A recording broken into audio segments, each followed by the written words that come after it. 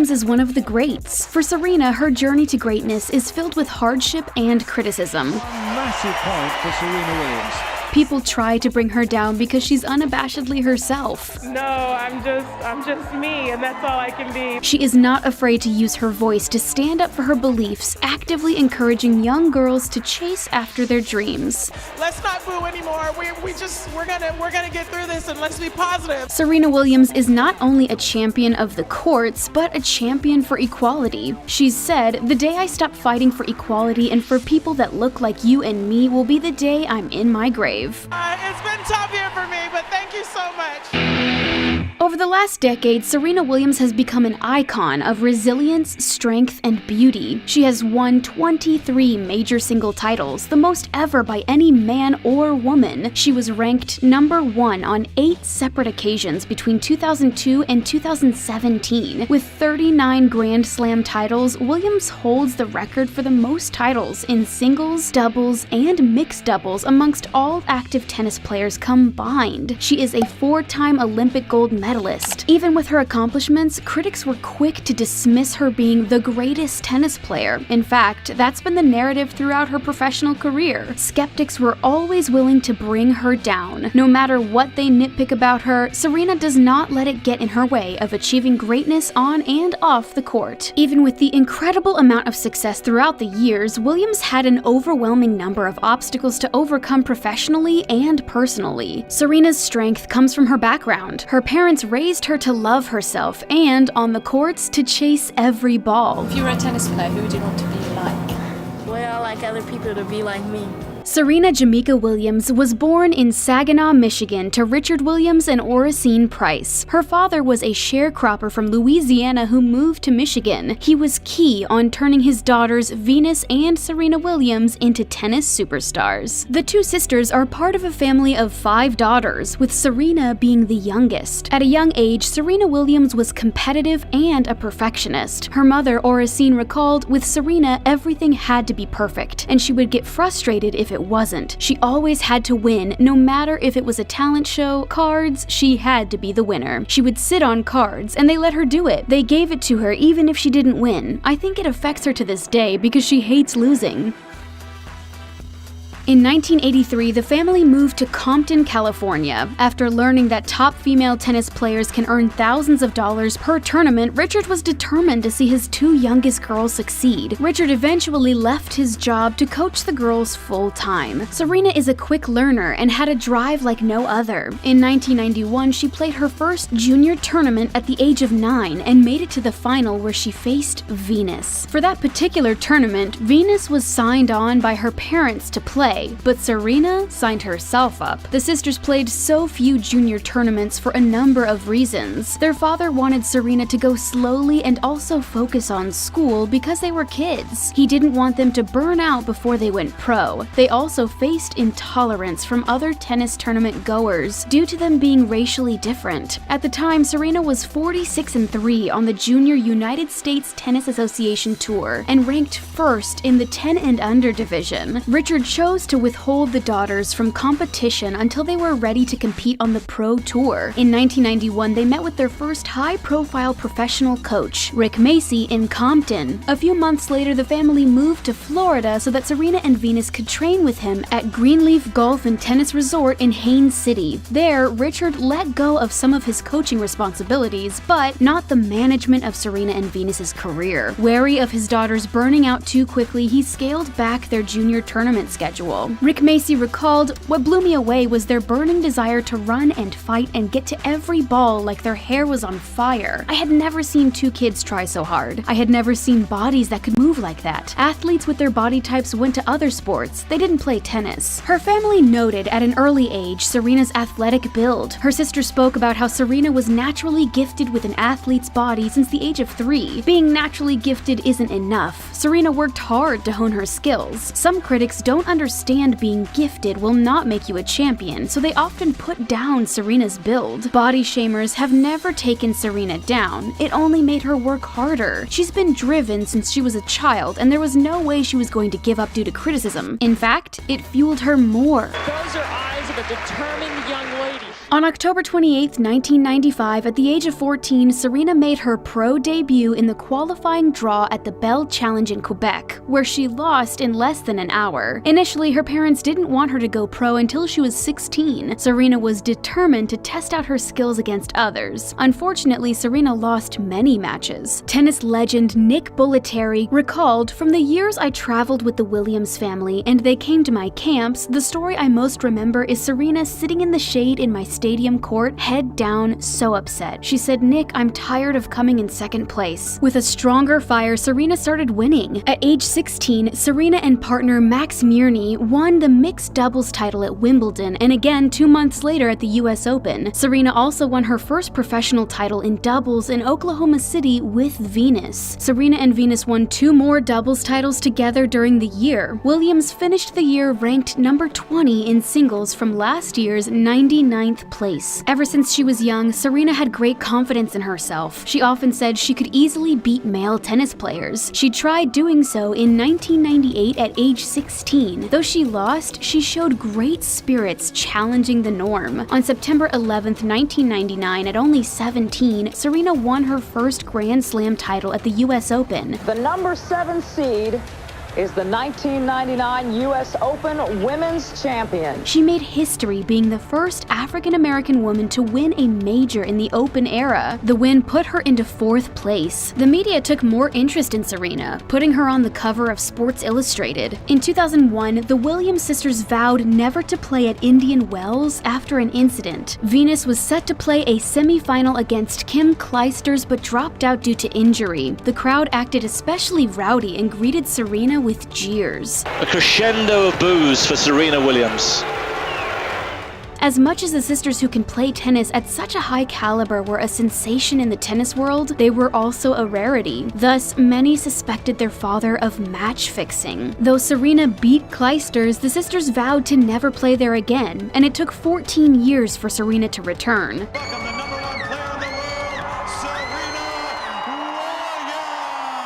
Later that year, the sisters met again in the final of the US Open, the first Williams vs. Williams Grand Slam title match. Serena loses to big sister Venus. People say this loss was worse for Serena because it was to her sister, but it motivated her like no other loss. After an injury, Serena took over the courts. She won her first day court title at the Italian Open, the 2002 French Open, her first Wimbledon title, and the US Open. She returned to the Australian Open a year later and won, completing the Serena Slam by holding all 4 major titles simultaneously but not in the same calendar year. Incredibly, Serena faced Venus in all 4 finals matches. Coming off a high, the next few years Serena faced many hardships. In 2002, her parents divorced, which put a strain on her mental health. Then, in 2003, her sister and assistant, Yetunde Price, passed away unexpectedly, adding more to her mental strain. The tragedy shook the family as the 5 sisters relied on each other emotionally. That didn't stop her from playing tennis. Serena won her second Australian Open early in 2005, but had to deal with her knee injuries, poor conditioning, and coping with her sister's tragic passing. Serena began to focus less on her tennis career and did more things outside of it. In 2007, a charity trip to Africa changed Serena's life. Her mother explains, "Seeing where she came from, how we got to where we are now, seeing the ports where they shipped us off, and the life of our people, that really changed her attitude about being a black woman." Serena's new resolve rekindled her love for tennis. She decided that if she's going to play, she's gonna win, and that she did. Newly determined, Serena begins working with renowned fitness trainer Mackie Shilstone. After working with some of the best athletes in the world, he said, "Serena is one of the most mentally tough individual athletes I've ever seen, man or woman, in 30 years of experience." In 2008, Serena and Venus won doubles at the Beijing Olympics. A few weeks later, Serena won her 3rd US Open title. Coming off a win at Wimbledon and having won 3 of her past 4 majors, Serena makes it to the semi-final of the US Open, where she looks to defend her 2008 title. In the semi-final, Serena plays Clijsters, at the time an unseeded wildcard, who had last won the tournament in 2005 and lost the first set 6-4. She bashes her racket on the court, earning her a warning for racket abuse. In the second set, with Clijsters up 6-5 and Serena serving, to send the set into a tiebreak, lineswoman Shinode Tsurubuchi called Serena for a foot fault on her second serve. Serena argues the call, threatens the lineswoman. The match ends early. 3 months later, she is fined $82,500 and placed on a 2-year probation. It's the largest fine ever levied against a professional tennis player. Friends and family close to Serena explained she was at a breaking point after everything she's experienced throughout her professional tennis career. She later apologized for the outburst. In 2010, she continued to win, but in January, a pulmonary embolism was detected in her lungs. She did not play again until June of 2011, but she was back in the courts in no time. Serena returned to the courts, but with a losing streak into 2012. After defeat, Serena reached out to French tennis coach Patrick Mouratoglou. While most players leave town after losing, Serena decided to practice at the place she lost the French Open. In 2012, with Mouratoglou, Serena worked hard. 3 months later, she won Wimbledon for the 5th time. She followed that performance by winning 2 Olympic gold medals in singles and doubles at the London Games. In 2013, Serena, now 31 and the oldest female tennis player to be ranked number 1, won her 5th US Open, then made history again, being the oldest winner of the Australian Open at 33 years old. The same year, she won her 20th Grand Slam victory after winning the French Open. The next month, Serena won Wimbledon for the 6th time and, at 33 years, 289 days, becomes the oldest player to win a Grand Slam singles title. With the win, she earned her second Serena Slam by holding all 4 major titles at once. She was 1 win away from tying Graf's record of 22 Grand Slam wins and becoming the first woman since Graf in 1988 to complete the calendar year Grand Slam. Sports Illustrated named Serena its Sportsperson of the Year, the first solo female to be awarded the honor since 1983. Serena was criticized for the magazine's cover image, but it didn't faze her. Serena is very comfortable in her skin because her mother made sure she raised her daughters to know they're beautiful and strong women. As a powerful woman of color in the world of tennis, she was not the norm. Critics did not hold back to let her know. They have depicted her in unimaginable ways, commenting on her skin, body, and features, often conveying that she should play men's tennis. She's been tested for performance-enhancing drugs more than twice as often as her peers. With the increased amount of spotlight, Serena used it to become an advocate. Though Serena never set out to be a role model, she is an aspiration for millions. Those closest to her say she is simply being herself. Staying true to herself was key. She never gave up, and those are the actions that made people realize Serena is a warrior. With her platform, she's very vocal about equality for women and people of color, as she is both. She is a vocal advocate of the Black Lives Matter movement before the movement went national. In 2015, she wrote a piece in Wired magazine encouraging Black Lives Matter activists not to get discouraged. She's also praised those who have fought for social justice, such as Colin Kaepernick. For over a decade, she's been pushing for equal pay for women in tennis and other fields. In 2017, Serena Williams broke down why the gender pay gap hits Black women the hardest in a powerful essay for Fortune. She wrote, "The cycles of poverty, discrimination, and sexism are much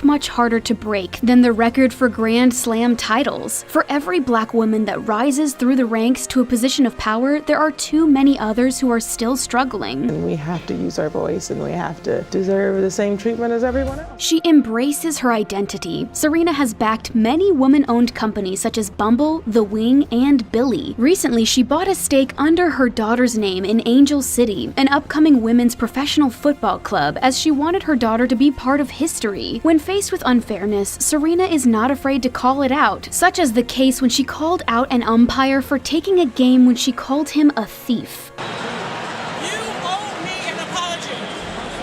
Say it. Say you're sorry. It is noted other players have gotten away with worse name-calling. In a conversation with Common, Serena said, "I wouldn't want to be any other color. There's no other race to me, and I'm really proud to wear this color every single day of my life." Serena also has made a name for herself in the fashion and beauty industries. She's been a long-time spokeswoman for Nike since their partnership in 2004, often using the partnership for social awareness and encouraging others to follow their dreams, incorporating their tagline, "Just do it." She has has 3 clothing lines and is part of Poshmark's board of directors. Unintentionally, she's breaking gender norms by her fashion choices on the court. She wore a catsuit to help her medical condition, but the French Open forbade it because it wasn't feminine enough. Instead, Serena opted for a tutu.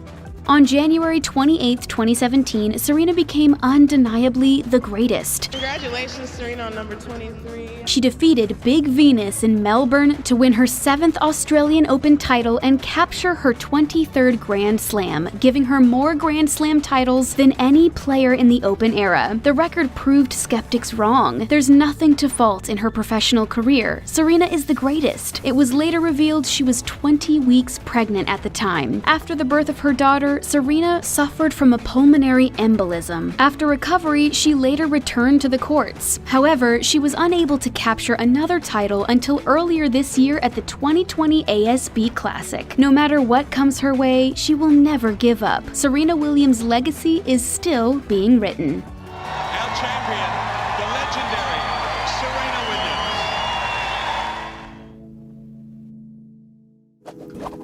Will Serena Williams be able to win another Grand Slam? Is she an inspiration to you? Let us know in the comments. Be sure to like this video and subscribe to our channel, and thanks for stopping by The Taco.